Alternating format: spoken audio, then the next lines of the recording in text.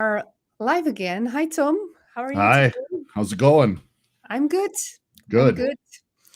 So, for the people who are attending for the first time, let's introduce ourselves briefly and then we'll get started. Today's subject is about viability and feasibility. So, that's going to be an interesting discussion. Tom, first, introduce yourself, please. Yes, I am Tom Clement, and I am an assistant professor of management and entrepreneurship at Minnesota State University, Mankato, which is about an hour south of Minneapolis in the state of Minnesota. And I primarily teach entrepreneurship along with creativity and innovation. And I'm happy to be with you today. Inge? Great. So, my name is Inge de Dreu in Dutch. It's very hard to pronounce in other languages, unfortunately. I've worked with entrepreneurs and also with entrepreneurship education with a couple of universities, both in Colombia and also in the Netherlands. From that experience, I've developed the Playground for Entrepreneurs, which is a coaching tool, a very fun, serious game to play with entrepreneurs or students of entrepreneurship. Um, so that is what I am basically doing today. Uh, what I'm basically doing right now, really. So let's get started with feasibility and viability. And we were just discussing an interesting case, Tom, about a very media, very much in the media today, Theranos, right? Yes, Theranos, a really interesting case and story. And of course, Elizabeth Holmes, the founder, just reported to prison. It was about 2 months ago or a month and a half ago or so, and started serving her sentence. I think she got 11 years, if I remember correctly. Yes. So that was a company that, or an idea, a solution that would be able to take uh, blood drops, just a couple drops of blood in a vial, and be able to test it for a wide variety of different illnesses and viruses and things like that using a machine called the Edison, which was really about the size of a large computer printer. And you'd put the vial into the machine, and it would run the tests for you and give you the results with just a pinprick instead of using a syringe and a needle, which a lot of people are scared of. They have a lot of anxiety about having blood drawn like that, and the whole concept behind it was really good. And you talk about viability, there was definitely product market fit there. So Yeah. there was customers out there that were interested in it. Look at only the amount of investors that they've had interested. And those are big names. Those are not just first time investors who just had a lot of money on their bank account just because. Those were very big names who know about entrepreneurship. They all convinced them, right? They all convinced them. That's viability. So the viability is, can you find a market for it? Well, they did. They were well on their way. They were able to convince all those investors. They would have been able, without a doubt, to actually get customers as well. And now feasibility, which is a kind of different story, right? It's a very different story. And the way I explain it to my students is viability is, should we do it? So are there customers out there or a market out there that's willing to purchase it? But then when you get into feasibility, we're talking about, can we do it? And it's interesting, if you watch some of the Theranos documentaries, Elizabeth Holmes attended Stanford University, and there was a particular professor that she visited and explained this whole concept of the Edison device to her. And she had some medical background, and she tried to explain to Miss Holmes that this is just never going to work. It's just not going to work. There's no technological way to be able to test for all of those different things with one single machine, just because of all the logistics involved in it. So the feasibility was in question from the very beginning, and obviously that all worked out to be the case. There's a really interesting HBO documentary. It's quite long. It's almost 3 hours long, about the whole Theranos thing, and it was really beyond the idea or the solution itself, it was really quite a debacle what they went through to try to gain feasibility Yes. with it. So that's the big difference. And a lot of people confuse feasibility and viability, the terms. They kind of think that they mean the same thing. And obviously, definitionally, they don't.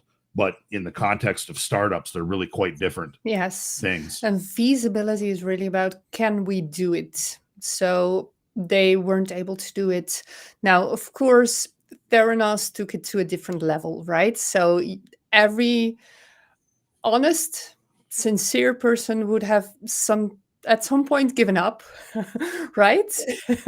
Right. And they didn't, and that is why she is in prison right now, because there was a lot of frauds, there was a lot of lies, there was a lot of very big lies. I think there was also a tour of, at that point, Vice President Joe Biden through a lab that wasn't actually with their equipment. And a couple of things just like that. So they just took it to another level. That's not a case of feasibility anymore. That's just fraud. Correct. And it was unprecedented in a lot of ways, because if you look back at the early 2000s and even the late 90s with all the different .com ideas that failed, that demonstrated that you can lose hundreds of millions of dollars when you energies from the viability to the feasibility stage, that it's just not possible to make things happen. I even joke with my students that, I'm an early eBay user, and back in the early days of eBay, we used to mail paper checks to each other, because the online payment system using credit cards was not perfected yet at that point. You could do it, but a lot of people were not trusting of the system. They were concerned about putting their credit card numbers out there, as they still are today. But this was back in the late 90s and early 2000s. So there's lots and lots of examples of sort of the difference between viability and feasibility. Do you want to start with one of yours beyond Theranos? You had another one with a grocery store app that you talked to me about. Yes, there was an entrepreneur that I've met in Colombia. He actually had a successful company. He was an architect, but at some point he wanted to start a different company, and he thought, well, grocery shopping, and how cool would it be to be able to compare every individual product that you buy, right? So, well, if we talk about the US, there's Walmart, there's Whole Foods, and there might be a couple of other chains depending on where you are. And you want to buy a product, and you compare the same product in the 3 different stores, and you put it in the cart of the store, whichever suits you best for that individual product, whether it's the cheapest or a better quality, or whichever you choose. So you end up with 3 carts at different stores, and with one click on a button, you just buy everything, and you probably get it sent to your house from 3 different supermarkets. How cool would that be? That would be super convenient. Yes, very super convenient. And a lot of people thought so, because the first day he had about 100 customers. The second day he had 800 or 900. The third day he needed to close. Why did he need to close? Because all the lawyers of the different supermarkets just jumped on him and told him to close. And now supermarket chains have very deep pockets, have a lot of money, and an individual entrepreneur, although he was a successful businessman, his pockets were definitely not as deep as these supermarket chains. So even though legally he could be kind of in the correct, there was no way of, well, each of those supermarkets had their catalog online anyway. He just wasn't able to do it, because supermarkets don't like that, right? Somebody comes out the worst. So supermarkets don't like being compared with each other on each different individual product. If you travel back, it was an interesting story, because that's in terms of interest from the market and the users, there's no problem there. he would probably be able to charge maybe a subscription or a commission or something, just to be able to do that comparison, because you would get your grocery shopping cheaper anyway, right? So Right. he would be able to charge for that, even if it was just a small piece. With hundreds of thousands, millions of customers, that would have made it viable already. Now, in terms of feasibility, well, technologically he could make it, but legally he couldn't, right? Right. So that's where the problem stuck. So that's the point where you can't do something, where there's some sort of obstacle. It's not usually not for the major parts of the companies that this type of obstacle counts, but for some very specific ideas, it's really essential, because that's where your startup either gets made or broken, really. I was watching the chat here, and we had one LinkedIn user chime in and say, viability, is it theoretically possible? And feasibility is, can we turn that possibility or that theory into reality? And that's another really great way to sort of describe that. I also want to say hello to our LinkedIn users, Nigel and John and Kareem and Nelly and Bilal, joining us from all parts unknown right now. I know where a few folks are from. John is one of my colleagues at MSU, so thank you for joining us. But this goes back to, if you take your mind back to your economics class, it's the classic oligopoly, which is a great word in the case of the grocery app that you're talking about, where you've got an industry that's very tightly controlled by a few very large players, and they create these barriers to entry for entrepreneurs. And that can be another feasibility problem that a lot of entrepreneurs face.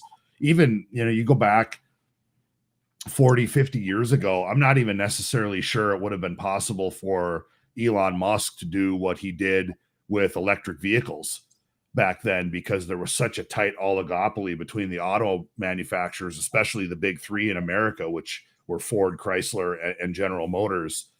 They were able to set up these barriers to entry. But the good news for entrepreneurs is a lot of those barriers and those oligopolies have started to slowly break down over time.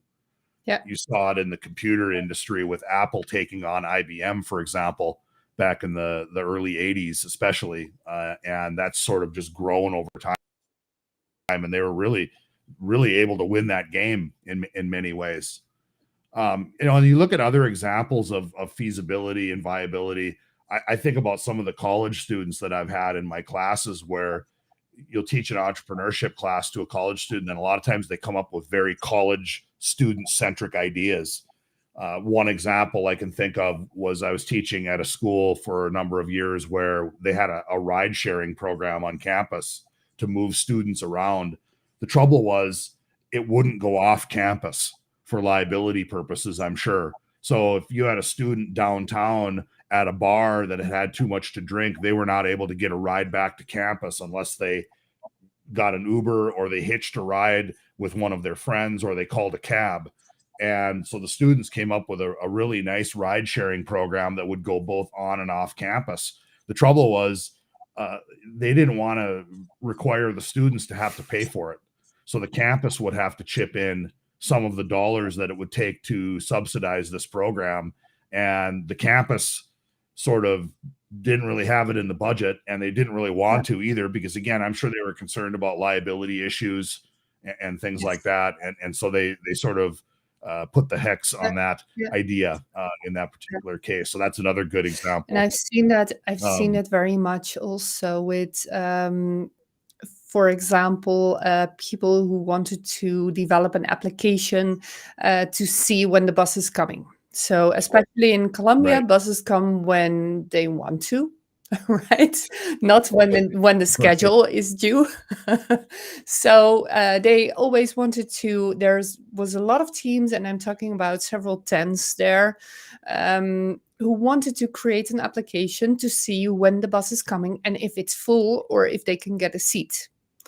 Right now, this if you do normal customer discovery interviews with the users, you'll find this is a very big problem, right? Because everybody needs to go in a bus. It's full.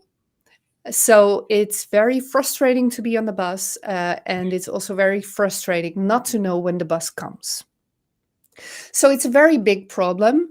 The thing is, nobody is willing to pay for that, right? So they're Right. expecting the bus companies to pay for it, and the bus companies, they don't care, right? They don't care. If it's the bigger bus companies, they are very elitist, maybe, or there might be some corruption there. If it's the smaller companies, they just don't think about their customers in a customer friendly way, and they just want their buses filled up as much as possible and then to drive to the other end of town.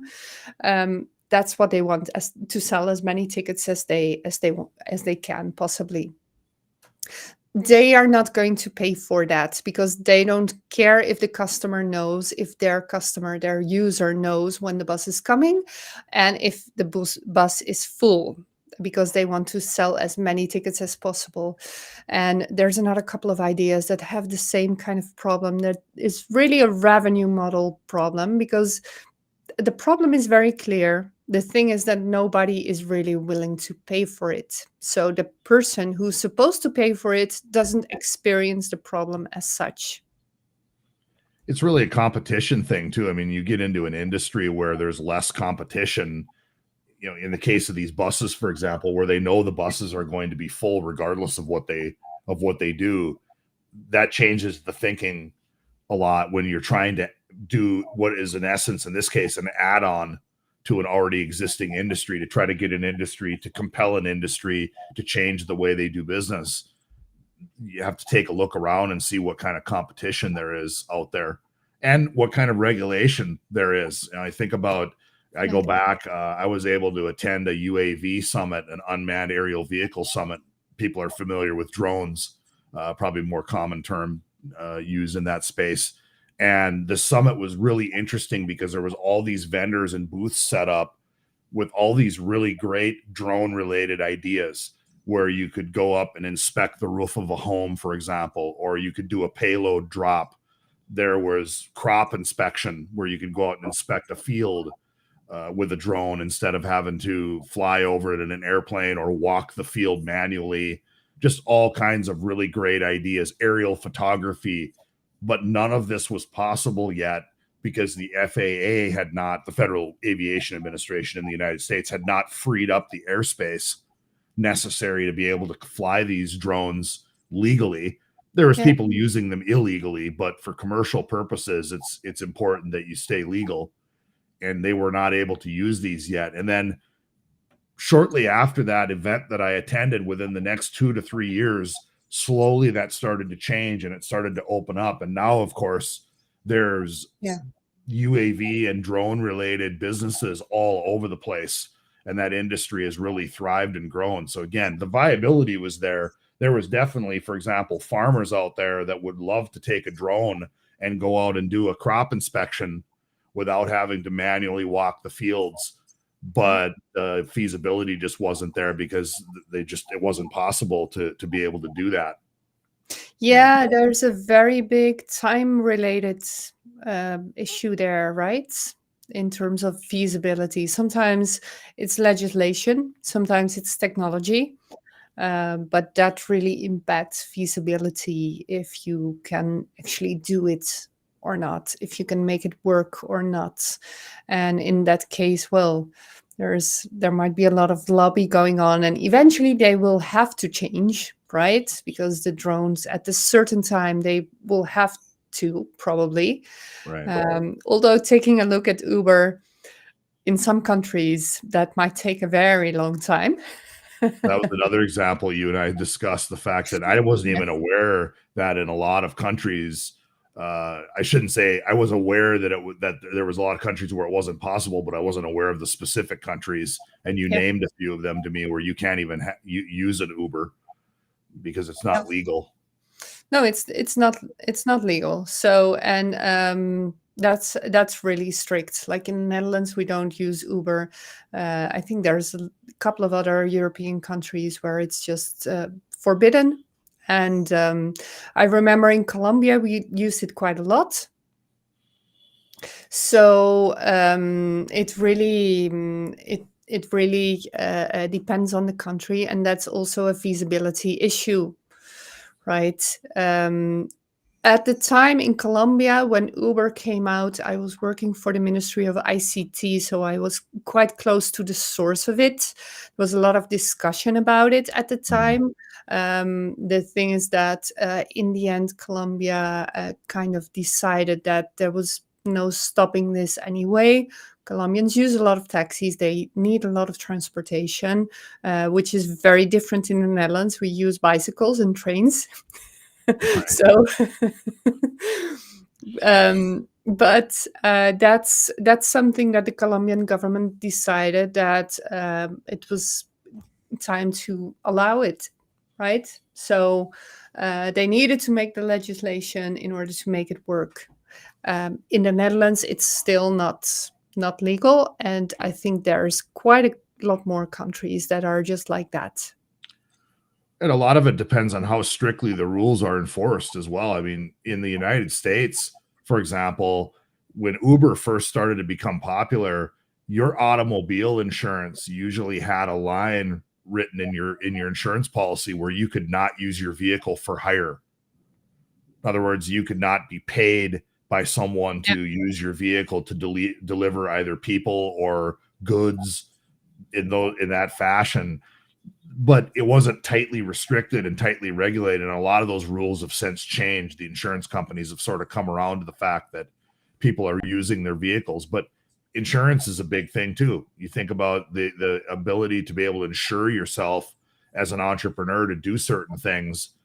And there's, with technology moving as quickly as it is, there's just certain things that just haven't kept up with the times. I think about legal, for example. In the United States, you can own a medical practice and not be a doctor. So I could come as an entrepreneur and start, for example, a dental practice, and then just hire a bunch of dentists to come and work for me. Interestingly, in the legal profession, that's not possible in many of the United States. You cannot own a legal practice and not be a practicing licensed attorney. So there's a lot of entrepreneurial opportunities there with, for example, maybe online legal resources where you have to be a licensed practicing attorney to own a legal practice. Now, a few states have started to get rid of those laws, and you're starting to see some entrepreneurial opportunities opening up for folks out there. But these are all really great examples. And so I think we spend, again, I've talked about this before, and it's sort of one of my crusades, if you will, is we spend so much time focusing on the pre-startup activities of making sure an idea is viable.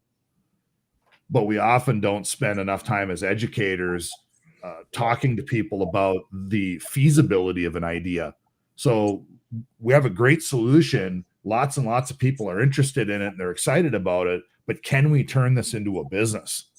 Yeah. And that's one of the key problems that we face. And that could be something as complex as what we've just been talking about the last few minutes with laws and insurance and regulation. It could even be as simple as, can we even price this? How do we monetize this? Yeah. Or how do we sell it to somebody? Can we make the transaction work?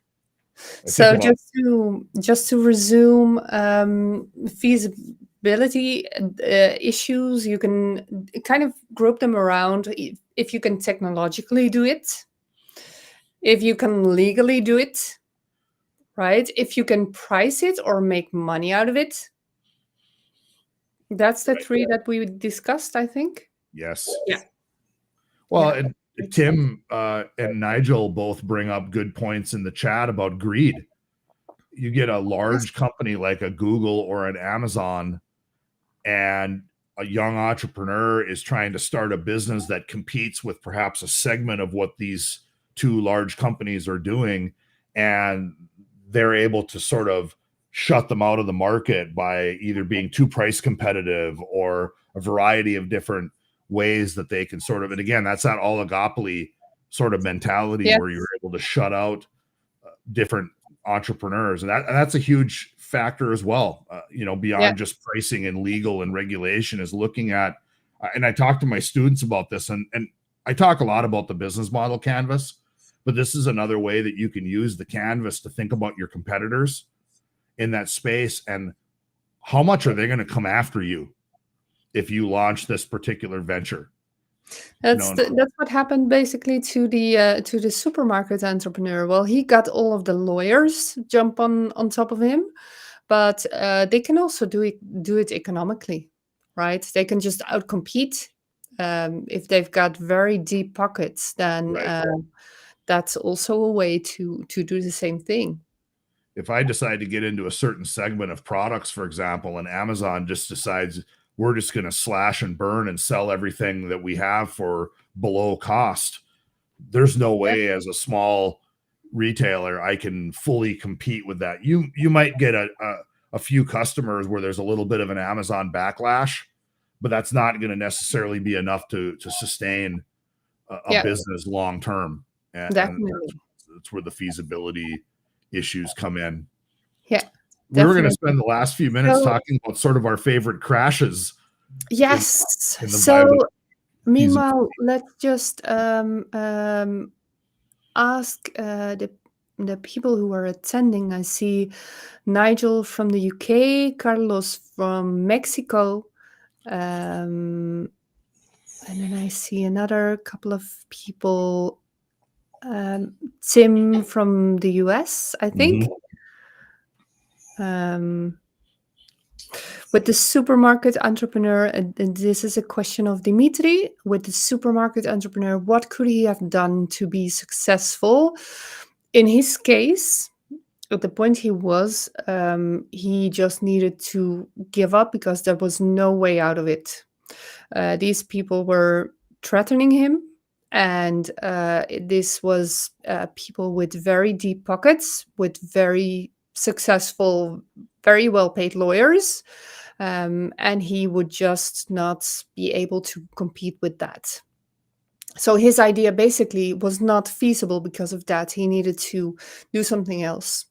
What he did was actually he just gave up. He went to his architecture business. I think he started to diversify that into different related businesses. But the supermarket idea of comparing individual products, that was just not, there was no way to make it work, really. And the sad part about that is 2 years from now, it might fully succeed because enough time has passed and sort of the walls of resistance have broken down. We've seen this with dozens and dozens of .com type businesses and apps where there were these very early players in there that sort of were crushed by the industry, but then later on they were able to succeed. And what, this goes to my sort of favorite crash was pets.com. Pets.com was really the early online pet store where you could buy food and different things for your pet, but it was just a little bit too far ahead of its time. So great idea. People were interested in it, but the feasibility wasn't there because of shipping costs. The margins for dog food, for example, were not necessarily that great at the time where it could absorb the costs of shipping. So that was a great example of a business that was just a little bit too far ahead of its time. And now, of course, we have Chewy and all these different online pet food and pet supply websites that are very, very successful. But Pets was maybe just about 10 years too soon. And there was just a lot of feasibility issues surrounding it, not the least of which was technology and the ability to ship these products, which, you know, when you start talking about dog food and things like that, some of the products can be quite heavy.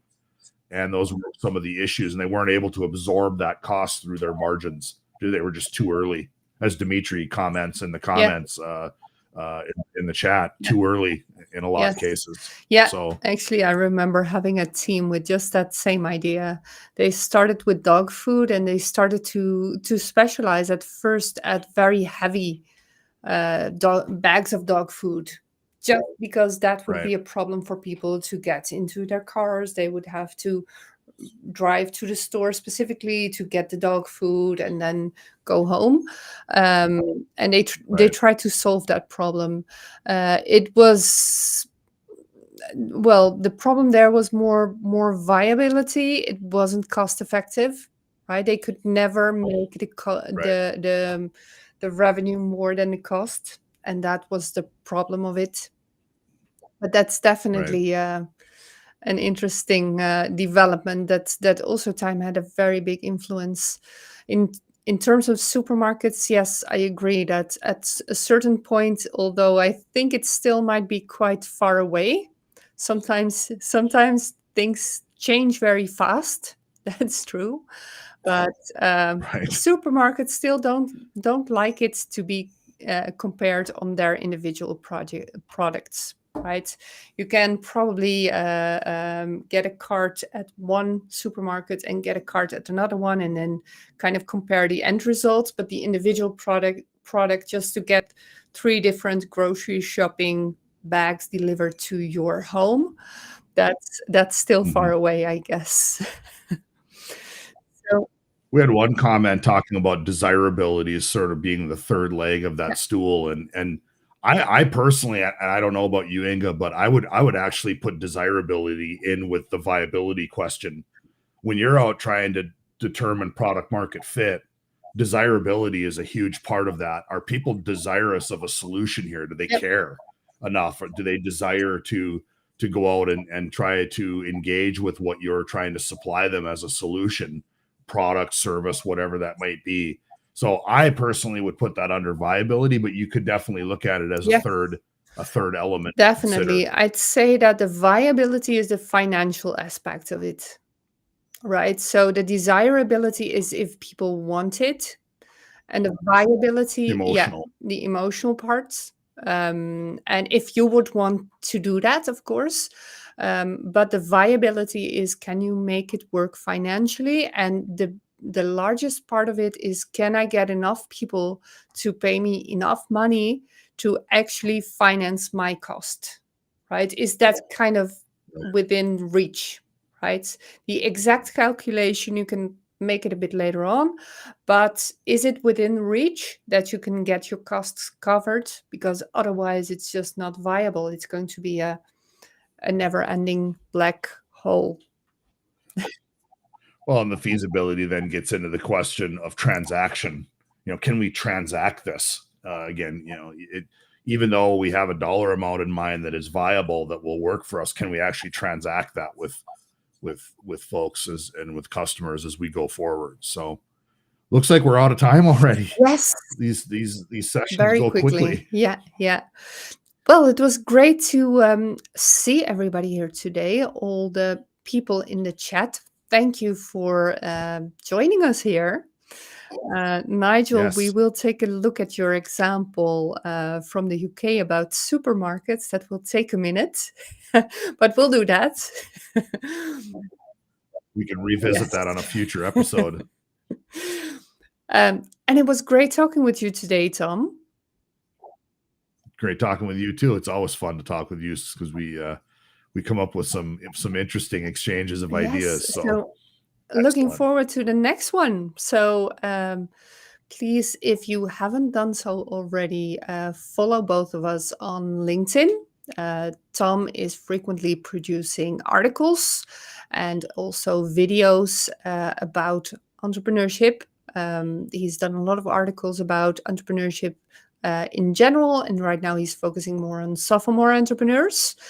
And as for myself, I publish like general things about entrepreneurship, but also about the game, and the game as a way to progress your ideas and to get more of an innovative, a playful touch into your ideas. So, looking forward to connecting, and have a great day. Thank you for attending. Take care. Bye bye.